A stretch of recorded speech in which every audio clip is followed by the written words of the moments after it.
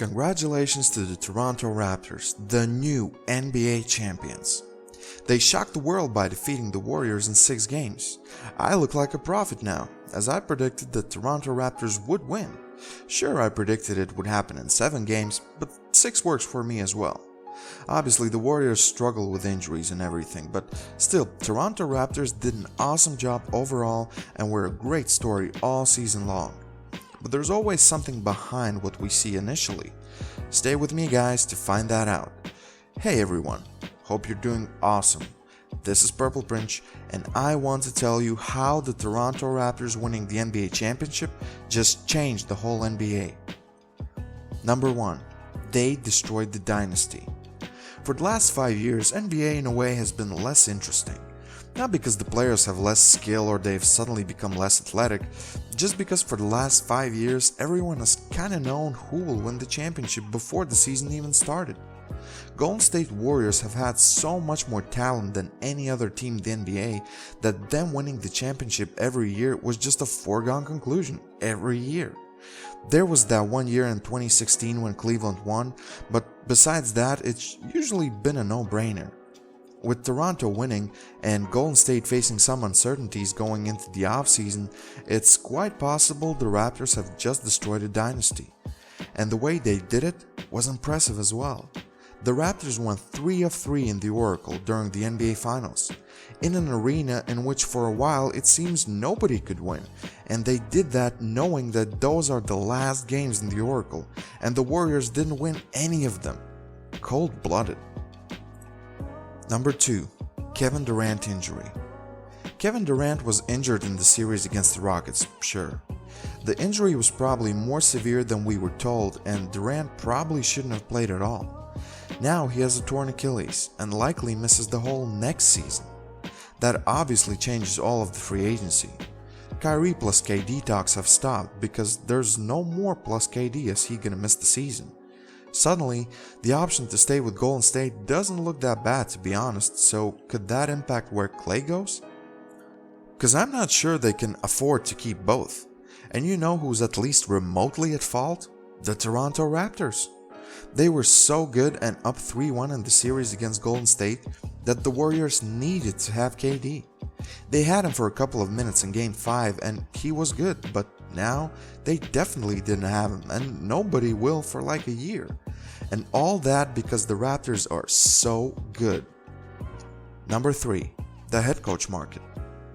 Last year, the Toronto Raptors were a couple of steps away from the NBA Finals. They won 59 regular season games and their head coach Dwayne Casey won the Coach of the Year award. Then, after losing to LeBron in the conference semifinals like for the millionth time, Casey was fired.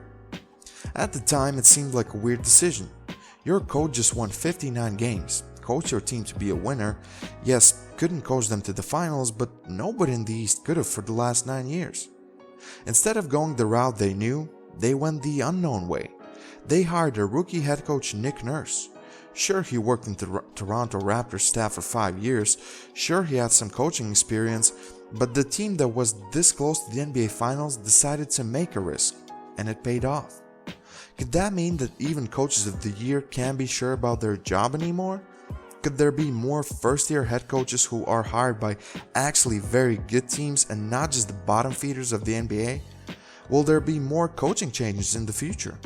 The Toronto example could lead to all of that. Number 4. Trading for a generational player is worth the risk. Toronto had a lot of makeover last summer. Not only did they hire a new head coach, but they also traded for Kawhi Leonard. To acquire him, they traded away their face of the team, Kyle Lowry's best friend, the one superstar that didn't mind to stay in Toronto for the rest of his career, DeMar DeRozan. All that for quite possibly a 1 year of Kawhi Leonard, who is no doubt a great player, but come on, for 1 year? Well, as you can see, even if it was for 1 year, it was well worth it. The Raptors won their first ever NBA championship. Every team's goal should be to win the NBA championship, even if it is only once. With all the Anthony Davis saga going around, Toronto just showed you all why it's worth to have a generational talent on your team, and if you can trade for it, do it. Number 5. If Kawhi stays in Toronto, it shows the smaller markets have a chance. Most superstars are looking for a big market. They can elevate their brand more, they can earn money outside of basketball, and all in all, it just seems better. Well, not for everyone. Some people enjoy smaller markets. All they need is love and respect from the city, the team, and if Kawhi stays in Toronto, that will be a sign for other non-big market teams that it's not all lost when it comes to signing big talents, even if you're not LA or New York. Now, I wouldn't necessarily call Toronto a small market, as it is Canada's only team, and Toronto is quite big and having a country behind you is good, but it's not as appealing as LA or New York. I mean, seriously. Nevertheless, what if Kawhi shows that you don't have to be in a big market to achieve success? That it's okay to stay on the team that traded for you, even if it's not one of the big teams. Last year, Paul George kinda started that trend by staying in OKC, and Kawhi could continue it. Number 6. Do you even need a superstar team anymore? In the 2000s, you needed to have 2 superstars and good players around to win the championship. Shaq and Kobe, Kobe and Pau Gasol, Wade and Shaq. In the early 2010s, the bar went up to having 3 superstars on your team. The Miami Heat with Bosh, Wade and LeBron, Spurs with their old big 3, Golden State with Curry, Thompson and Green, Kevin Love, Kyrie and LeBron. Then Durant signed with the Warriors and now they had 4 All-Stars.